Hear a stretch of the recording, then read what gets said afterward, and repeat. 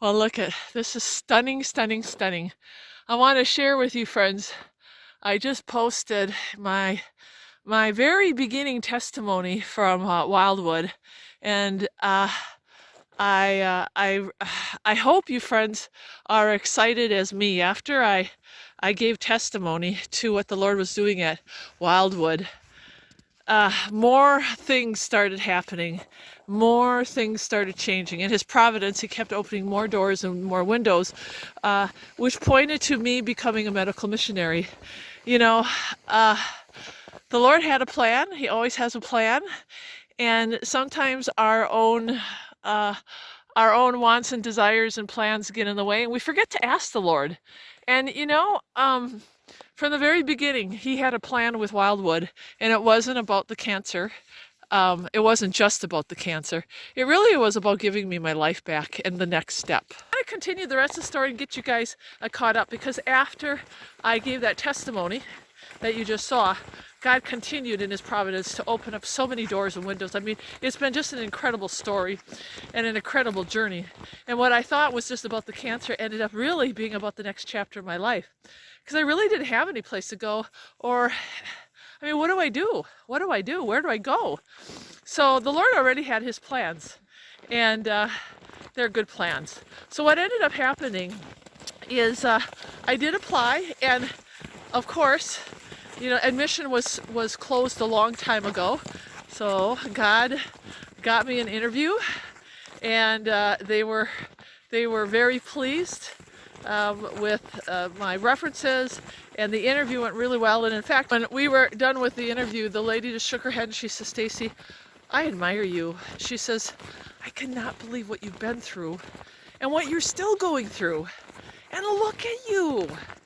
So yeah, the interview went really great, and the next day I got my answer in a beautiful way. I was at a birthday party with Mary, the lady who had offered her home to me to stay. Well, I continued my fever treatments and the decompression therapy, and we're at a restaurant celebrating her sister's birthday, and she said, "Today is a great day. Today is a great day because not only do we have good news about my sister's birthday, but we have more good things to celebrate today." And we all looked at her and thought, what is she talking about? And she looked at me and she said, "Stacey, you got accepted into the program." And I thought, oh, that's so awesome. I mean, what a great delivery. What a great delivery. So I was so happy about that. And then the other caveat, though, was I still had no place to live, because the medical missionary program, the cost to stay in the dorm is astronomical. It is $100 a week. And there's just no way. $100 a week. Where am I going to get $100 a week, right? So I just really kind of had to learn again to trust the Lord in His providence. I'm like, He opened this door. He's got to have to provide some kind of... So here I was, waiting on the Lord to provide me housing, and it was actually the last day at Wildwood.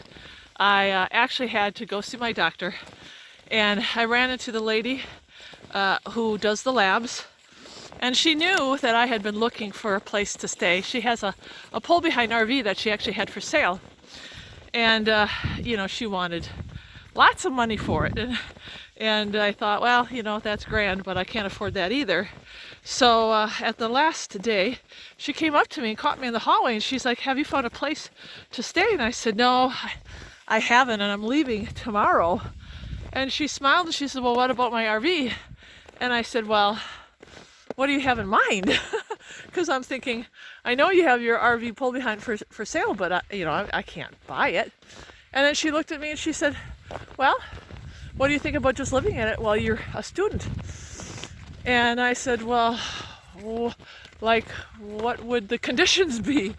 Because I don't know." And she said, "Well, throw out a number. What could you afford to rent it for?" Down to the lake as I continue my story. Look at that. So, oh, Mario, there you go. You're good. You came all the way down here with us. But as I walk down here, hopefully it won't be too windy. she asked me, well, what do you have in mind? Or I asked her what she has in mind, and she said, throw out a number. And I said, well, in a perfect world, in my perfect world, I could afford $200 a month for rent. And she looked at me and she said, it's yours. That was it.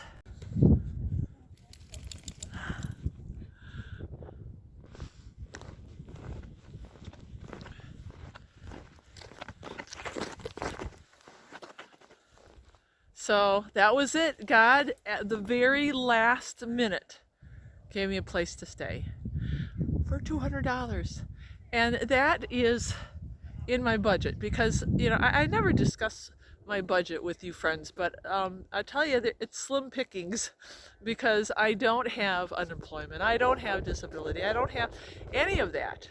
What I have is the generosity of Pateron friends who come to that site, and I also have YouTube.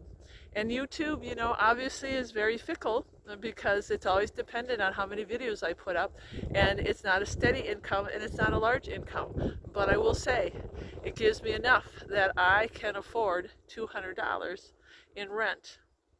And then the facility is supposed to charge $100 for electricity. I'm keeping my fingers crossed that that's going to be the case. I'm going to find that out when I get back. But God is just lining it up. So that's kind of the rest of my story about the Medical Missionary Program. I'm going to be learning holistic health, holistic hydrotherapies, and everything that they've done with me, herbs and medicines, and everything natural. I'm going to also be learning about vegetarian, whole food, plant-based cooking, more about foods and nutrition.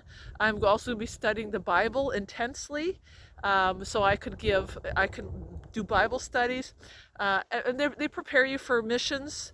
And you need a lot, first aid, I've got all that, a lot of the things I already know, anatomy and physiology, but it's a really intense 6-month program. I mean, if you go on their website and you look at the classes that you need to take, it's intense. Set up to train people intensely for, I always say, medical management of just about anything. So they put you in a third world country and you don't have access to antibiotics. You don't have access to, look at little Mario. Hi. If you don't have access to, how do you break a fever? How do you treat, just anything, you get a case of pancreatitis, you get a bowel obstruction, they look at things outside of the box because they have to, because a lot of these places don't have modern facilities. So, but anyway, my friends, I am so excited that I could share this moment with you and give you an update. I will be traveling back to Wildwood. So if you need to contact me anymore and send me a letter or card or a hello, I will be back at the Wildwood address and staying in a pull-behind camper, and I will take you along. And I'm just so excited. And I still have my doctor there. The doctor still wants to continue my fever bath treatments. And my health has kind of has been affected by being here. I haven't talked much about it. Maybe I'll touch base. I've had some complications since arriving here in Rhinelander. And I'm really just thinking Satan is just putting the screws to me, really. And I'm hoping it's not I'm just praying that the Lord still has it in the palm of his hand, and then I'll get through what's going on with me. And we'll see when we get to Wildwood. But I will be making an appointment with a conventional oncologist and histologist because I have some manifestations of a really bad skin rash that is connected to the cancer. And it is disconcerting. It's very disconcerting because it's a rare thing that you don't see. So please pray for me, and I'll keep you updated with my medical management too. But you know what? God is good, and he is in control.